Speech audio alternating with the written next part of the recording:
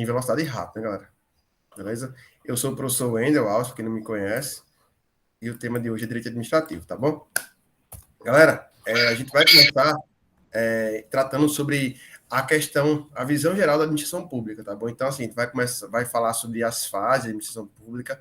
Dentro dessas fases, a gente já trouxe a ramificação para apresentar para vocês os princípios, né, do direito administrativo, os princípios da administração pública. A gente vai tratar, vai só apresentar, né, galera, o terceiro setor, para vocês ficarem atentos. Se vir uma questão falando do terceiro setor, vocês vão saber identificar o conceito da administração pública. A gente vai ver, né, que é dividido em dois, né? Conceito objetivo e subjetivo. Sistema de controle, a gente vai ver que adota o sistema de controle em inglês, tá bom? A gente vai ver isso, certo? E a organização, a gente vai ver também organização direta, tá bom? E indireta, tá certo? Beleza? Esses são os assuntos do tópico 1, né? Então, é o tópico 1, agora começando, tópico 1 do edital. A gente vai começar agora sobre a administração pública, tá certo?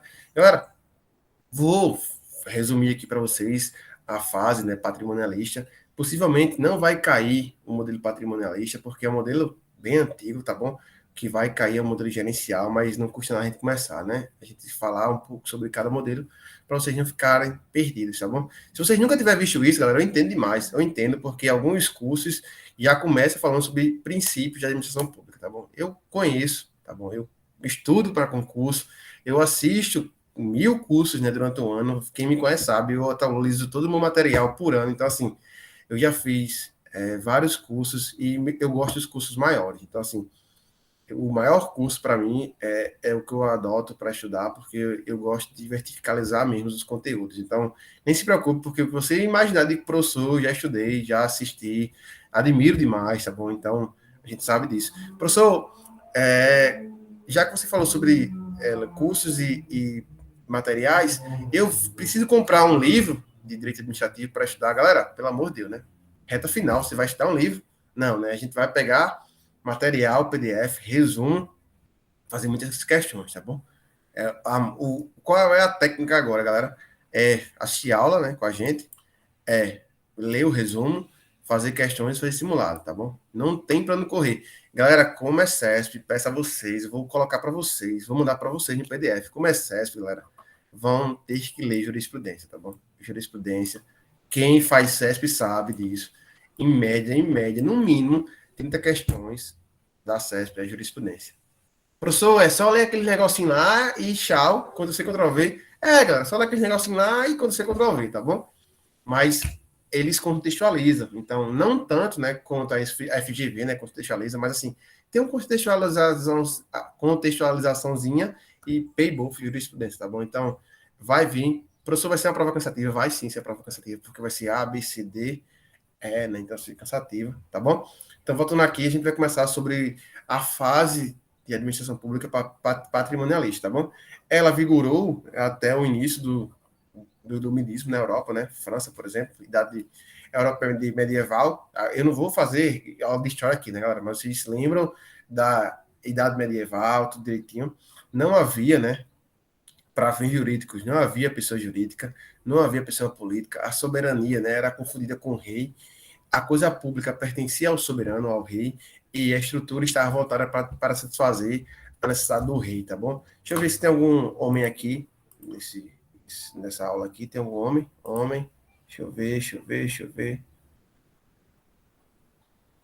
Assis, pronto, beleza, tem Assis.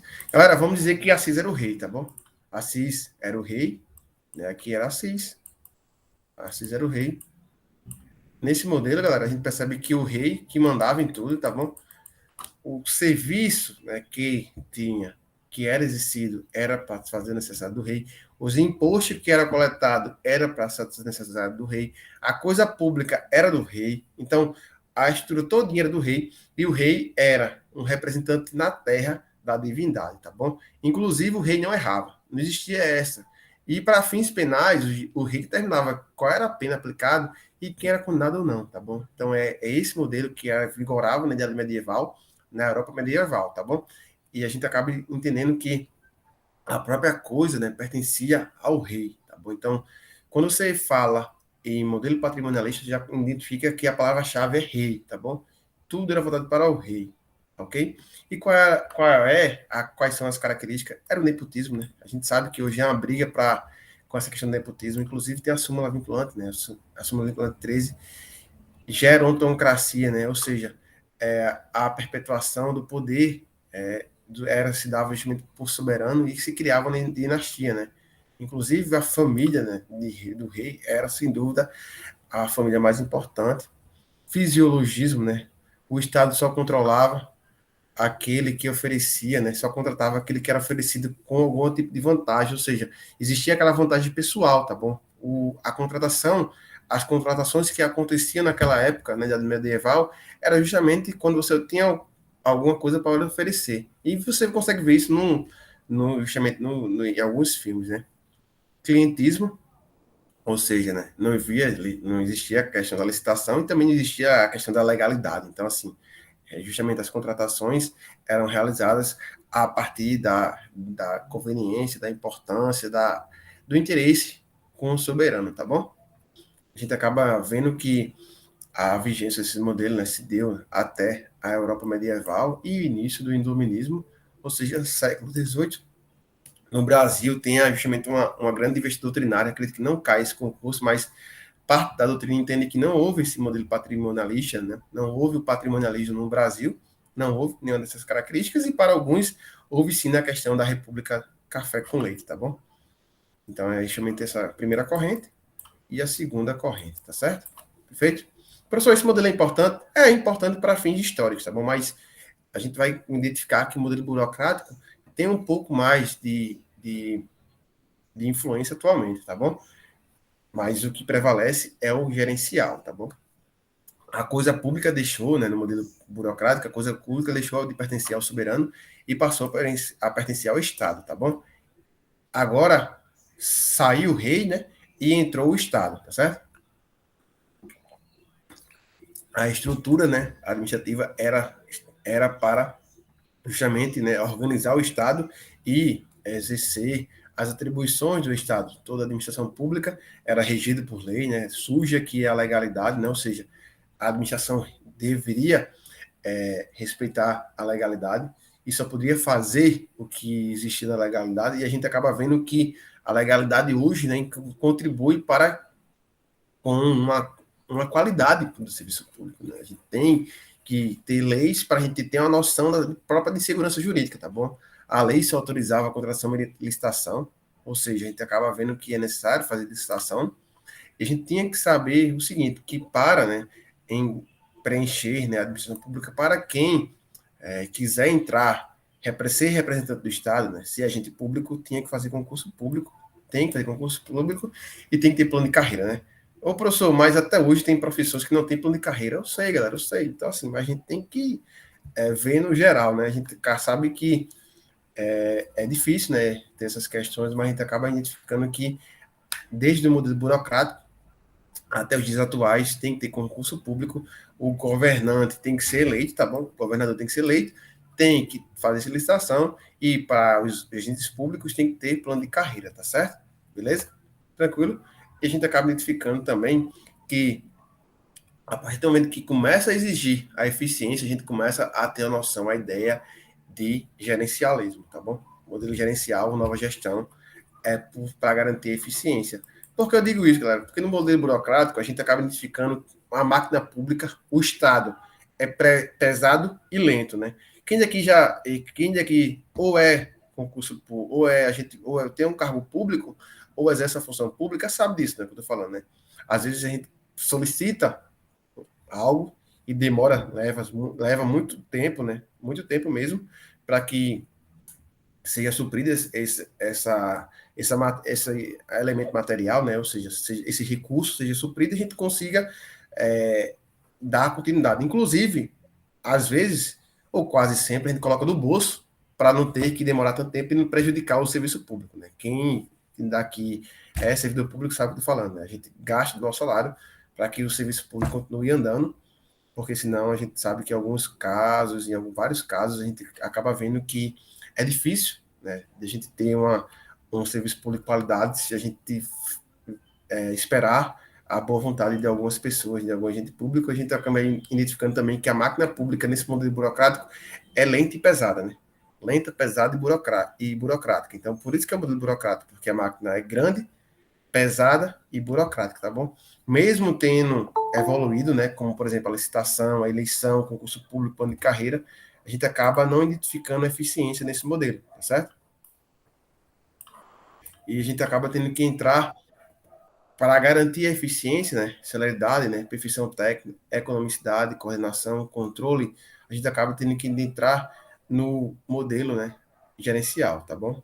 Então a gente acaba identificando pontos positivos e negativos no modelo burocrático, a gente já falou sobre esses pontos, inclusive um dos pontos positivos é o mecanismo de controle, né, que a gente acaba identificando até hoje, e um do ponto negativo mais importante é a ineficiência, né, galera? Então, assim, a máquina pública é lenta, pesada, tem um custo alto e ineficiente, né? E qual é o ponto positivo, galera? É a limitação do poder, com base na legalidade, mecanismo de controle, né? E também a gente acabou identificando que começa a falar de ética, né? Ética no serviço público, inclusive tem a criação, né, de um código de ética do servidor público e também começa a falar sobre transparência, né? A publicidade ajuda na transparência e na fiscalização, né? Então a gente acaba identificando que tem um ponto positivo, tem pontos negativos, também tem. Então a gente teve que aproveitar esses pontos positivos e adotar um novo modelo, que é justamente a nova gestão, né? O modelo burocrático vigorou, né, no mundo até o século XX, né, até 1978, e no Brasil vigorou até 1998, tá bom? Foi justamente esse modelo que vigorou por tanto tempo aqui no Brasil, e a gente tem resquícios desse modelo até hoje. A gente tem resquícios desse modelo até hoje, tá bom?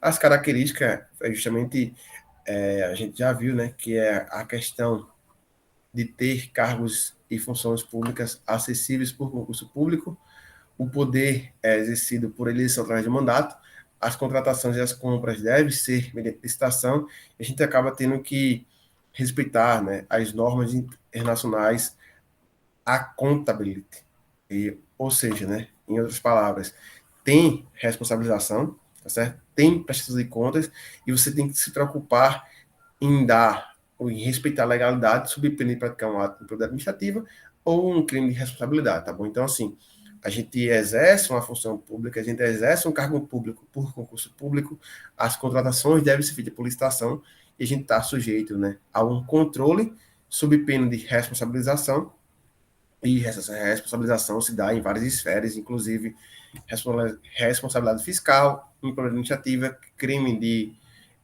de responsabilidade, entre outros tipos de responsabilidade, inclusive responsabilidade civil do Estado, tá bom? Beleza? E aqui é justamente o que já foi explicado com relação a esse tema, tá bom? A gente agora vai entrar no novo modelo. Deixa eu aceitar aqui, galera. Tá bom? Beleza? Vamos continuar aqui. O modelo gerencial é o que perpetua até hoje, né? É o que perpetua hoje no Brasil, né? A gente sabe que tem críticas, né? Sem dúvida, galera. Se você for para a área acadêmica, né? Eu sei que tem pessoas que são mestres e fazem mestrados e tal, e vocês conseguem identificar várias críticas com relação a esse modelo. A gente vai fazer concurso, né? Então, deixa um pouco das críticas de lado e foca no que cai, né? Então, a gente acaba identificando que esse modelo, né, de nova gestão, ou gerencialista, ou gerencialismo, foi introduzido em 1978 e acaba sendo, né, identificado por uma governança com responsabilidade e responsabilização. A gente não pode esquecer também da eficiência, tá bom? Em 1998, por meio da eficiência, né, a gente adotou o modelo gerencial.